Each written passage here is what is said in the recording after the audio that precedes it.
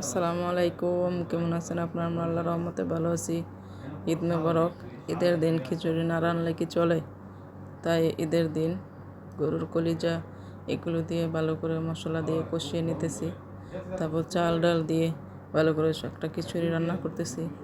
যেহেতু মাংসের কিছু অংশ দিয়ে খিচুড়িটা রান্না করলাম।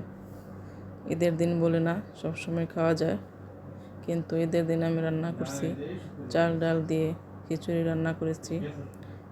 দিয়ে এখন মশলা দিয়ে চালের সাথে ভালো করে কষিয়ে নেব। কষানো হওয়ার পরে অল্প একটু পানি দিয়ে দেব, যেহেতু একদম জোরজোরান খিচুড়ি বানাবো না, একদম মিডিয়াম পাতলাও না, ওইরকম খিচুড়ি।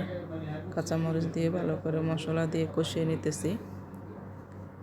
আলহামদুলিল্লাহ, খিচুড়িটা অনেক টেস্ট হয়েছিল, কিন্তু দেখতে অনেক সুন্দর হয়েছে।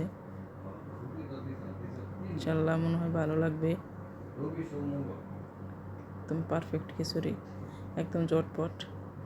তো ঈদের পরে কিংবা ঈদের খাওয়া যায় পাকেদা।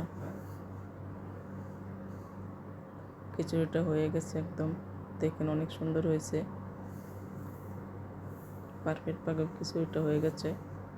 এখন গরুর মাংস দিয়ে, ঈদের দিন যে গরুর মাংস ছিল, পরের দিন সকালে গরুর মাংস দিয়ে একদম মাংসটা যত গরম জাল করবে ততই মজা লাগবে, টেস্ট লাগবে। যত বেশি জাল দেবে প্রতিদিন ততই টেস্ট লাগবে, মাংসের তরকারি স্বাদ হয়।